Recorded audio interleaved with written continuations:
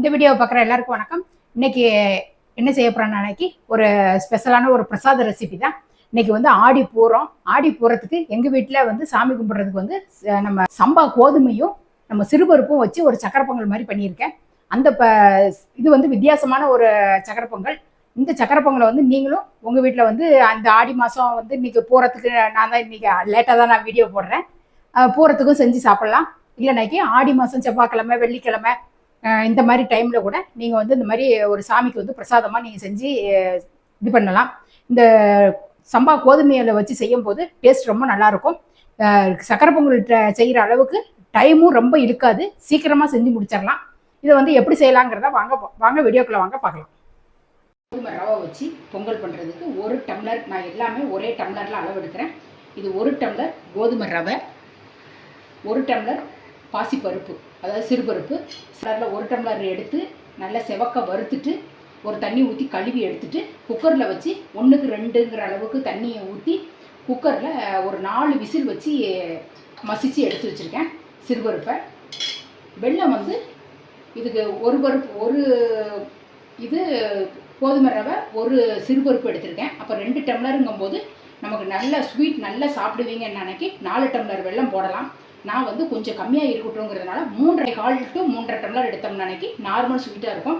நான் வந்து ஒரு 3.25 டம்ளர் கிட்ட நான் வெல்லம் எடுத்திருக்கேன். அதோட முந்திரி பருப்பு, திராட்சை, கொஞ்சோண்டு ஏலக்காய் தூள். இதில் வந்து நான் பச்சை கற்பூரம் வச்சுருக்கேன். கொஞ்சமாக ஒரே ஒரு துண்டு தான் வச்சுருக்கேன். தெரியும்னு நினைக்கிறேன். இதில் கூட நான் பாதி தான் போடப்போகிறேன். தெரியாதுங்கிறதுனால இந்த அளவுக்கு பெருசாக வச்சுருக்கேன். இந்த சாமி பிரசாதம்னு சொன்னாலே அந்த பச்சை கற்பூரம் கொஞ்சமாக போட்டோம்னு நினைக்கி சாமி பிரசாதத்துக்கு அது நல்லதுன்னு சொல்லுவாங்க. இப்போ வந்து இந்த பாசிப்பருப்பை வேக வச்சு வச்சாச்சு. இந்த வெள்ளத்தை வந்து தண்ணி ஊற்றி கரைச்சி எடுத்துக்கிடுவோம். இந்த வெள்ளத்தை ஒரு முங்குற அளவுக்கு, வெள்ளம் முங்குற அளவுக்கு தண்ணி ஊற்றினாலே போதும். அது தண்ணி கரைஞ்சிட்டு அந்த மண்ணை வடிகட்டி எடுக்க போகிறோம். அதுக்கு தான் இப்போ வந்து இதை அடுப்பில் வச்சு நம்ம கரைய விட்டுறலாம். பக்கத்து அடுப்பில் வந்து வெள்ளத்தை வந்து நம்ம நல்லா கரைச்சிக்கிட்டே இருக்கோம். ஒரு அடுப்பில் கரைஞ்சிக்கிட்டே இருக்கட்டும். அது பக்கத்து அடுப்பில் நம்ம வந்து இந்த கோதுமை ரவையை வந்து வறுத்துட்டு கிண்டுறதுக்கு பார்க்கலாம். ஒரு 2 ஸ்பூன் கிட்ட நெய் சேர்த்துக்குவோம். நெய் சூடான முந்திரி பருப்பு சேர்க்குறேன்.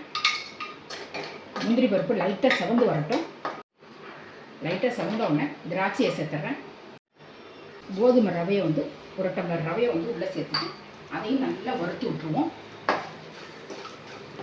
அடுப்பை வந்து நல்லா மீடியமாக வச்சுக்கிட்டு நல்லா வறுத்து விடுங்க. இந்த கோதுமை ரவை வந்து நல்லா பொரிஞ்சு வர்ற அளவுக்கு நல்லா வறுக்கணும். நல்லா வாசனையும் வரும், அந்த அளவுக்கு வறுத்து விடணும். இந்த கோதுமை ரவை வந்து இந்த அளவுக்கு வறுபட்டுருக்கு. நம்ம பக்கத்து அடுப்பில் வந்து இந்த 1 டம்ளர் ரவைக்கு 3 டம்ளர் தண்ணியை வந்து நல்லா சூடு பண்ணி வச்சுருக்கேன். அந்த சூடு பண்ண தண்ணியை வந்து உள்ளே சேர்த்துருவோம். இந்த கோதுமை ரவை வெந்து வரணும். நீங்கள் அடுப்பை ஸ்பீடாக வச்சோம்னா தண்ணியை மொத்தமே இழுத்துரும், ரவை வந்து வெந்து வராது. அதனால் ஸ்லோவாக வச்சு ஒரு தட்டை போட்டு மூடிட்டோம் அப்படின்னோம்னா ரவை நல்லா சாஃப்டாக வெந்து வரணும். அப்போ தான் நல்லா குழைவாக இருக்கும்.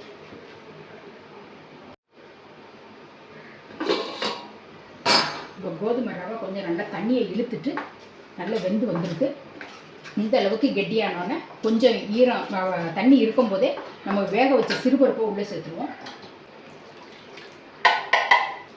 இது நல்ல திக்காகி வரட்டும். இதை வந்து அடுப்பை வந்து நல்லா மீடியமாக வச்சு நல்லா இது ரவையும் சிறுபருப்பும் ரெண்டு சேர்ந்து மிக்ஸ் ஆகி வெந்து வரட்டும்.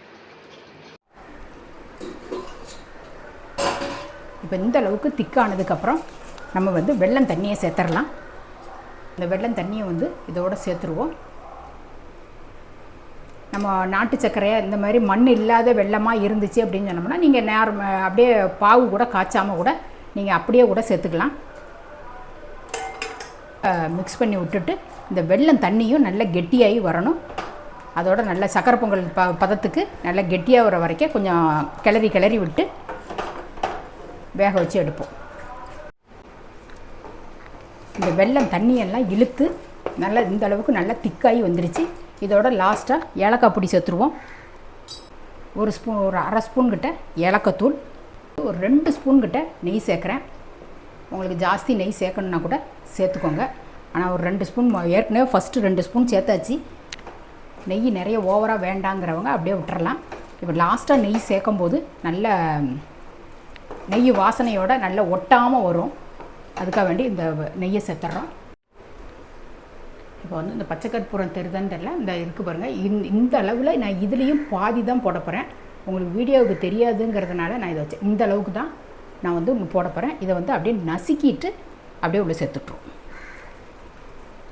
அவ்வளோதான். இது இந்த அளவுக்கு திக்கானுச்சுன்னு நினைக்கி கரெக்டாக இருக்கும். இன்னும் இது ஆற ஆற இன்னும் நல்லா கெட்டியாகிடும். இப்போ நான் அடுப்பை ஆஃப் பண்ணிடுறேன். கோதுமை ரவை சக்கரை பொங்கல் ரெடி ஆயிடுச்சு. கோதுமை ரவையை வச்சு சக்கரை பொங்கல் செஞ்சு முடிச்சாச்சு.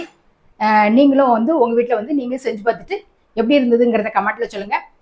வெல்லமும் கரெக்டான அளவில் இருந்துச்சு. நான் ஒரு 3/4 கப்பு தான் போட்டேன். அந்த வெல்லமும் கரெக்டான ஸ்வீட் வந்து கரெக்டாக இருந்தது.